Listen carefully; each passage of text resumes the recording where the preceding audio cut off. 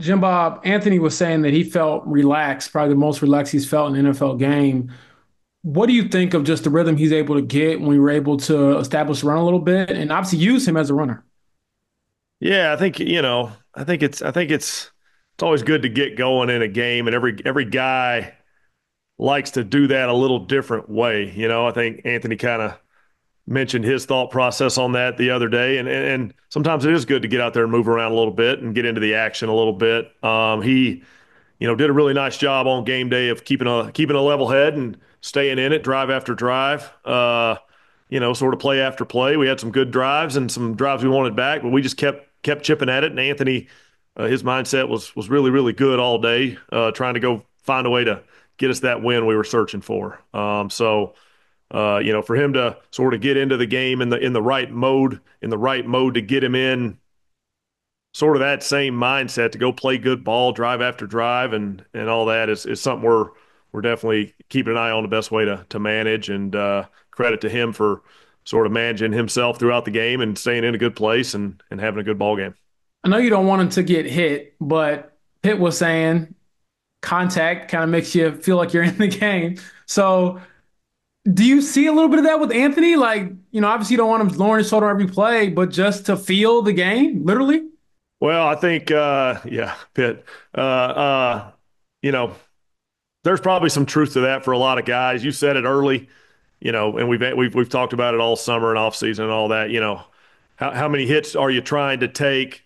But you're trying to get into the game. You're trying to go play football, and these guys are competing like crazy. So sometimes that you want that to happen maybe naturally within the flow of the game. Not, I'll say we'll try as a coaching staff not to set up the hits, but they may show up as the game goes. Right? That's the game we play. That's the life we live. And Pitt's probably on the right track there. We'll probably try to take a few off of Anthony as it goes, but there's going to be a few along the way, and sometimes that can get you right in the groove. Joel? What do you guys need to do on kind of a per play basis to get the running game going a little bit? You guys obviously stuck to it, but probably want a little more efficiency out of it. Yeah, we're hunting for efficiency and consistency. In this league, you're always battling sort of, you're trying to find those explosive plays. Those are really good when you break down the stats and you do the big picture studies for what wins games. It's protecting the ball and explosive plays.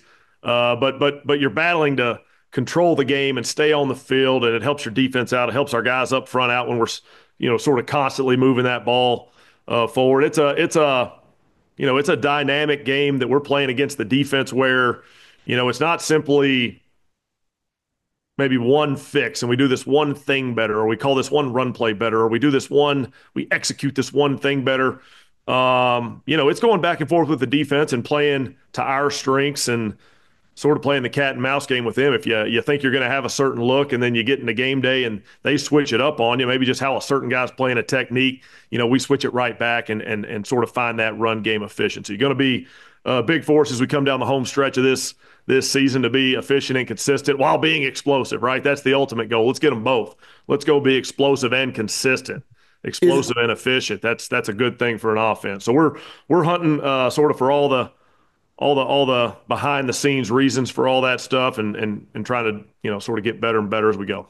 is it fair to say that being a little more efficient and consistent helps you get those explosives? Not just because you get more plays, more plays obviously get more chances at explosives, but also you get in situations where you can kind of do some stuff, not Yeah, I think it's good all around. We've talked for a million years about, gosh, going first and 10, going into second and shorter, or going into another first and 10, and how that can really put you at an advantage against the defense. You're looking for as many advantages against the defense as we can find.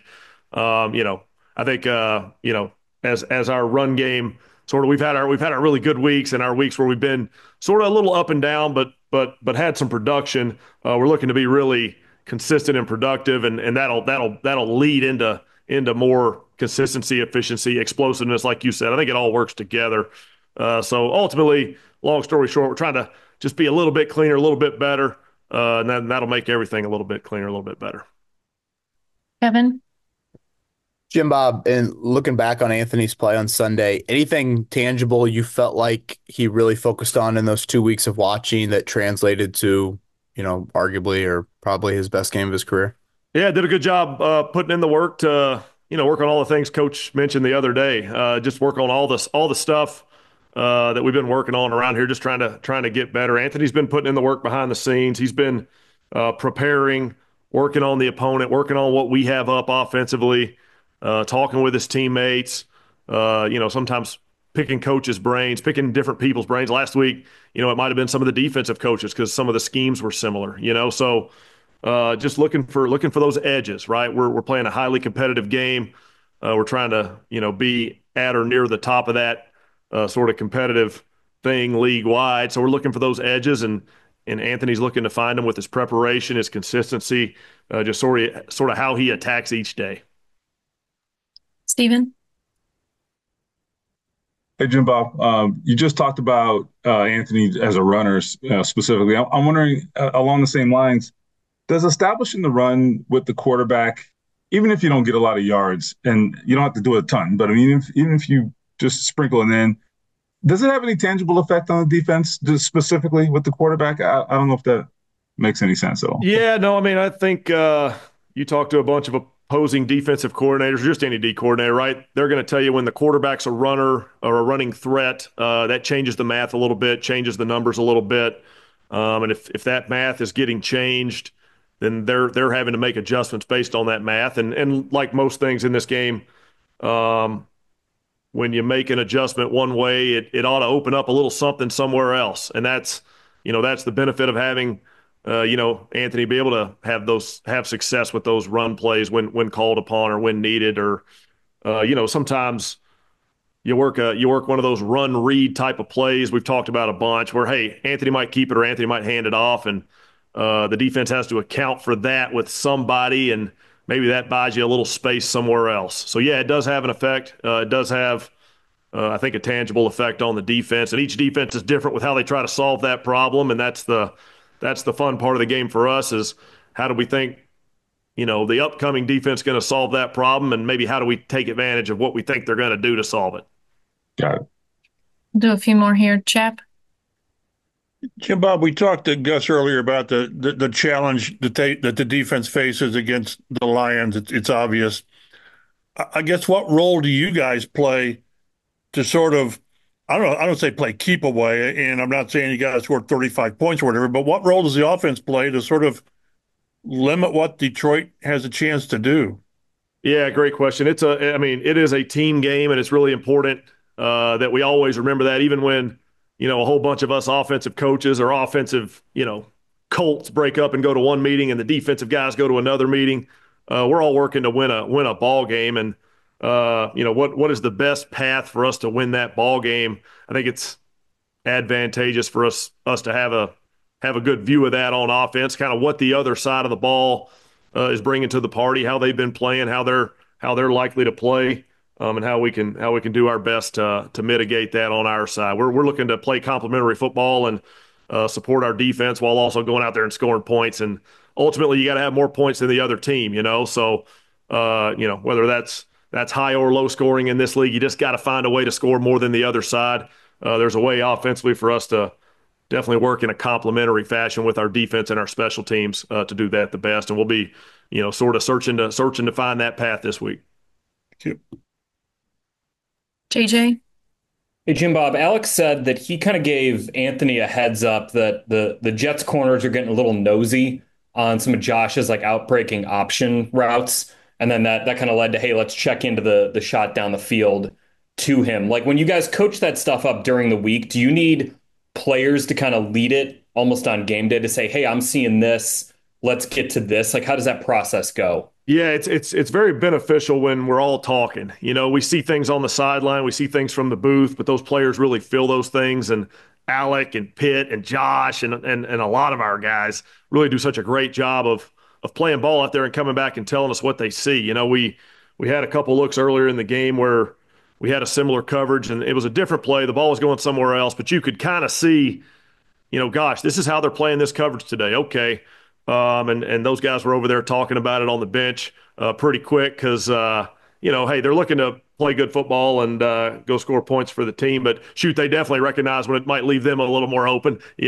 So they're doing a good job talking. It was an opportunity that the guys did a great job recognizing, and Anthony did a great job sort of executing his role in that because it wasn't a simple one. He had to kind of manage how he got that ball there and how he sort of influenced the coverage there. So those guys are doing a good job talking.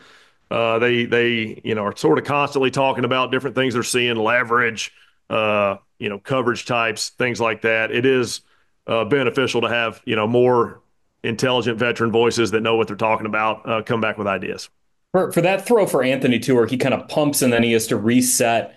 Is that a situation where maybe some quarterbacks, or even previously with Anthony, he sees it open and he gets a little overexcited and you don't make a good throw? Like, what did his process have to be to still kind of pump fake, reset, and then make that throw? Yeah, it's always interesting, sort of one of those quarterback drill things we all do where you have to do the pump and the reset and then still throw you a good ball and manage where the coverage is, manage where the defenders are. Probably sounds easier than it is, but he did a really nice job of sort of executing his job. I think he knew the opportunity that was presented there, and it was a big one, man. That was a huge play in that game. Not sure where that game goes without that huge play. It would have been more interesting in the last 2 minutes, but yeah, he did a really nice job executing his role in that thing and sort of taking advantage of the opportunity and making the most out of it. It ain't easy. Like I said, it's something Cam Turner and Anthony and all those guys are working in those quarterback drills. You guys are out there seeing them. They're working different versions of things. That's one of them. You have to work that at quarterback. You have to work, not just your drops and your footwork and throwing sort of the simple first read type passes. You have to work those advanced moves. And Anthony did a really nice job there in a really big moment on the road to deliver a nice ball. And then just last question, James. Jim Bob, one on Kirby Joseph. What challenges does he present on the back end for Detroit? I think he leads league in interceptions. Yeah, the ball, I mean, he finds the ball and the ball finds him. He's got an incredible nose for it. They do a really good job within their coverages of putting guys into position to make plays, and they're pretty aggressive with it. They'll take some chances when they can see him, and Joseph's done a really nice job. He appears to have a really good, kind of already said nose for the ball, but he really understands passing concepts from what I can see. He's able to sort of adjust his coverage requirements or coverage rules to go best attack the offensive passing concept he sees. And when the ball's in the air his direction, he's been making those plays. He's been coming down with them. He's somebody we got to know where he's at on the field at all times because he is doing such a nice job this year. He's a difference maker for that defense, and they're playing really good defensive football overall. But he's doing a great job back there for him. Great. Thank you so much, Jim Bob. We appreciate your time. All right, thanks, guys. Appreciate it.